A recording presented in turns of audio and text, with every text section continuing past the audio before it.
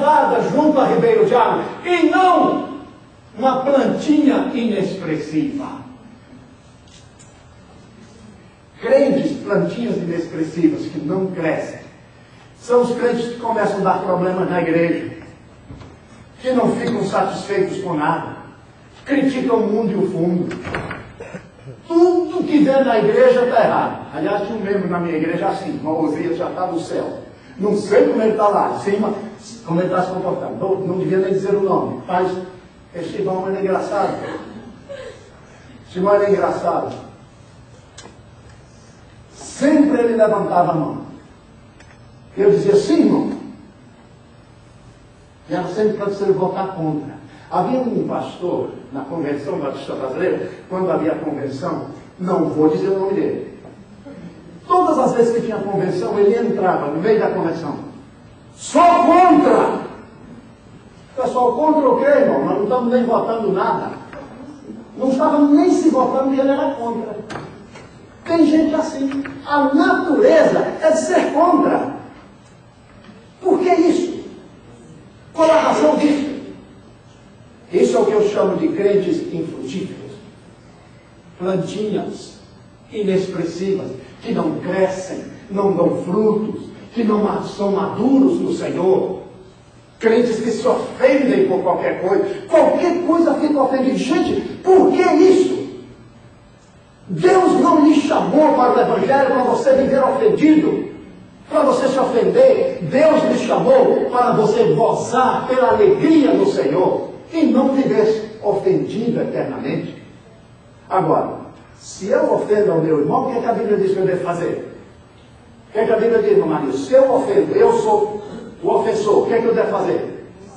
Eu vou a ele e faço o quê? Peço perdão.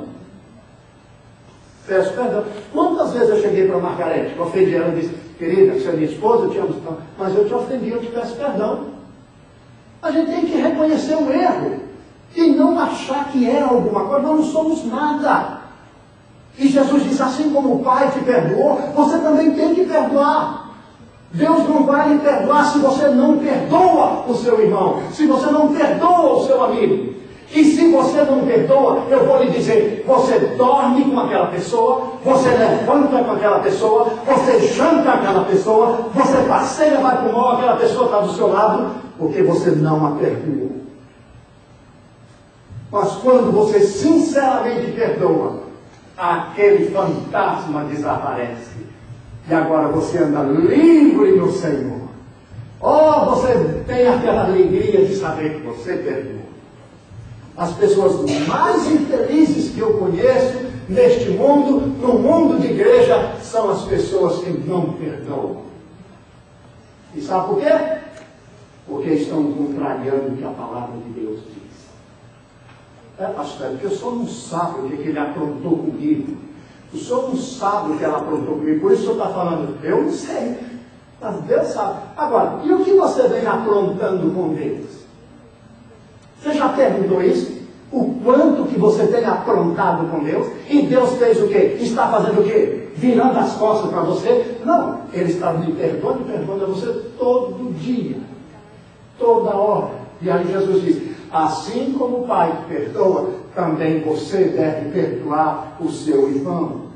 Sabe qual é o maior problema da igreja de Jesus nos dias de hoje, em toda parte? Aqui no Brasil, em qualquer lugar? A falta de perdão.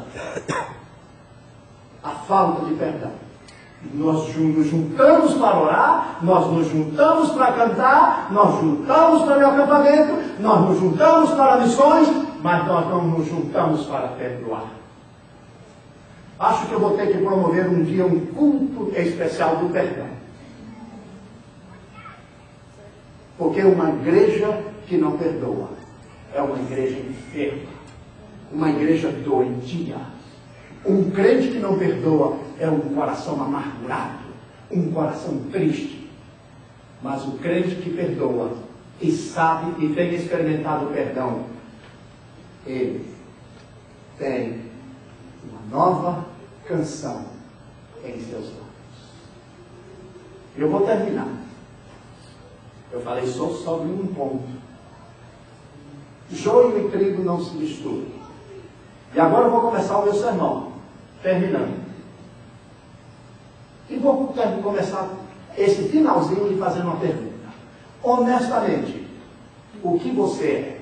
Ou pelo menos, o que gostaria de ser? Joio ou trigo?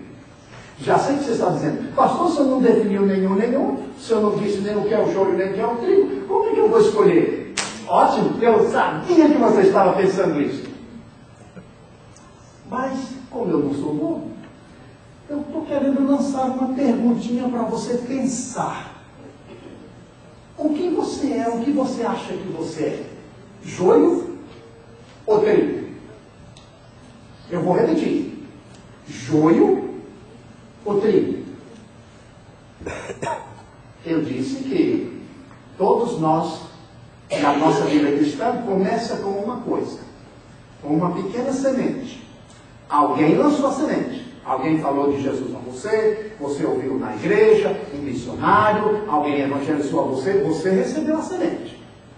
E agora você começou a crescer. Eu acabei de dizer dos problemas que fazem nós sermos eternamente os buches, pequenos, umas plantinhas insignificantes. É um crente, uma árvore forte, um crente determinado. Eu já disse, fruto do Espírito, alegria, paz, gozo, felicidade, renúncia.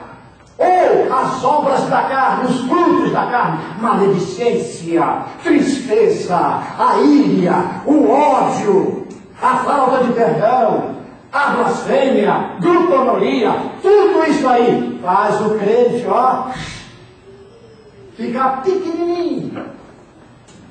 Uma fé inexpressiva. Eu disse isso. Agora, deixe-me terminar. O sermão, neste caso eu vou pregar 3 vezes, porque eu não consegui nem terminar o primeiro. 3 sermões nesse texto aqui, que eu tenho muita coisa a dizer. Deus colocou no meu coração. Mas o meu segundo ponto desse sermão está no versículo 25.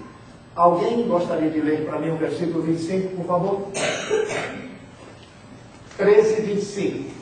Alguém leia bem alto para mim. Leia, Davi, bem alto, por favor. Bem alto, bem alto. Mas enquanto os homens dormiam, veio o inimigo deles, semeou o joio no meio do trigo e retirou-se. Mas enquanto os homens dormiam, veio o inimigo. E o que foi que o inimigo fez? Diga. Obrigado. O que foi que o inimigo fez? Semeou o joio. Semeou o joio enquanto o quê? As pessoas dormiam. Oh, meus irmãos, preparem para o próximo sermão. Enquanto os crentes dormiam, o inimigo veio, aproveitou a deixa, aproveitou e começou a jogar o joio no meio do trigo. Nós vamos chegar lá. Eu fiz só uma pergunta. O que você acha que você é? Joio ou trigo? Porque o inimigo veio, semeou o joio no meio do trigo. Depois começava a arrancar e tirar, e houve a colheita. E agora, no meio dessa colheita, você acabou sendo joio ou trigo? E eu vou dar o meu segundo ponto para que você pense. O joio é e foi plantado às escondidas. O trigo é semeado às claras. Na surdina, enquanto o pessoal dormia, no escuro, o inimigo aproveitou e ó, jogou assim o joio. Quem plantou o trigo, plantou debaixo do sol, as claras, para que todo mundo pudesse ver. E aqui é que está o meu sermão. O Evangelho é vida às claras, e não vida cristã no escuro. Se você quer viver uma vida cristã no escuro, você é joio. Mas se você vive a vida cristã às claras, para que todo mundo possa ver, aí sim, não há dúvida, você é joio.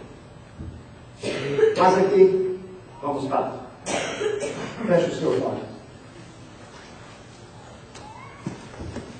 Ó Senhor, eu sei que eu estou falando, mas 3 dedos estão apontados para mim. E quantas vezes eu mesmo como pastor tenho errado, tenho agido de maneira diferente daquela que o Senhor gostaria que eu fizesse. Eu reconheço, Senhor, a minha fraqueza, o meu pecado, e eu quero confessá-lo diante de Ti. E dizer-te que não sou nada e ninguém. Eu quero, Senhor, ensinar as minhas ovelhas tendo autoridade, para que ninguém, olhando a minha vida, possa ver qualquer mancha, qualquer coisa que possa, Senhor, denigrir o Teu Evangelho. Eu quero ser exemplo, Senhor, para a minha igreja. Não quero, Senhor, que ninguém, olhando para mim, veja uma árvore sem frutos, mas veja uma árvore, Senhor, que produza frutos para a Tua glória. Ajuda-me, Senhor, como Teu servo, como Teu obreiro, Teu chamado, a ser e a fazer o melhor. E dá-me, Senhor, um espírito humilde, para que, se, sabendo eu, Senhor, que tenho ofendido alguém, magoado algum dos Teus servos, eu tenha, Senhor, feito alguma coisa que tenha trazido tristeza ao coração de alguém, dá-me, Senhor, este entendimento, dá-me, Senhor, esta revelação, para que nenhum irmão se escandalize através da minha vida, mas que eu seja o primeiro, Senhor, a dizer: eu te louvo, porque esta árvore, Senhor, tão insignificante, está nas Tuas mãos e quer produzir frutos para o Teu reino. Em nome de Jesus eu oro.